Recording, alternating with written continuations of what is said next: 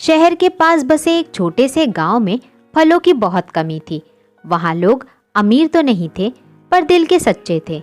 वहां फलों के केवल कुछ पेड़ ही दिखाई देते थे।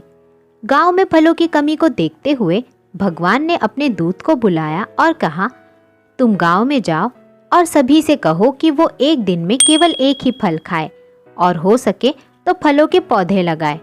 दूत ने ऐसा ही किया। उसने सभी को एक फल खाने और फलों के पौधे लगाने को कहा।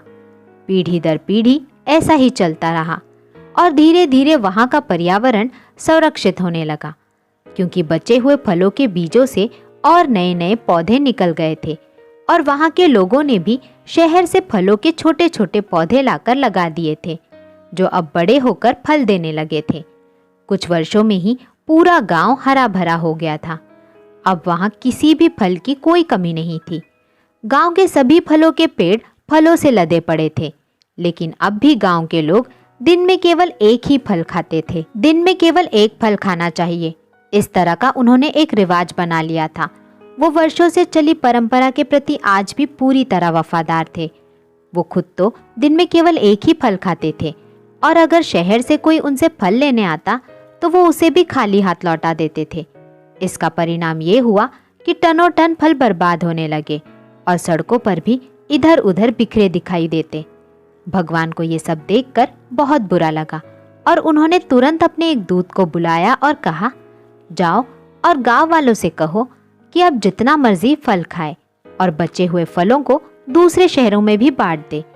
दूत ये संदेश लेकर गांव में गया, लेकिन गांव वालों ने उसकी एक न सुनी और उसे मारकर भगा दिया। गांव वालों के दिमाग में अपने पूर्वजों की बात इतनी गहरी तरह बैठ चुकी थी कि वो अब किसी की कोई बात सुनने को तैयार ही नहीं थे। वो फलों को बर्बाद करने के लिए तैयार थे, लेकिन अपनी सोच बदलने को तैयार ही नहीं थे। दोस्तों, इस कहानी में काफ़ी सच्चाई है। हमारे समाज में आज भी लोग बिल्ली के रास्ता काटने, कौवे के काँव काँव करने, रात को झाड़ू ना लगाने से लेकर ऊंच नीच और जात पात की अनेकों मानसिकताओं से जुड़े हैं, जिनका वास्तव में आज कोई अर्थ ही नहीं है। जैसे इस कहानी में इस तरह की चीज़ों को मानने वाले खुद को बड़ा ही धार्मिक और ईश्वर को मानने वाला समझते हैं, वैसे ही हमारे समाज में भी इन सभी मान्यताओं को मानने वाले लोग खुद को बड़ा ही पवित्र और सबसे बड़ा संत समझते हैं, जबकि सच्चाई कुछ और ही होती है। हमें भी समय के बदलते हुए स्वरूप को देखते हुए अपनी सोच को निरंतर विकसित करना चाहिए। जो आज सही है वो कल गलत हो सकता है और जो कल गलत हो सकता है वो परसों सही भी हो सकता है।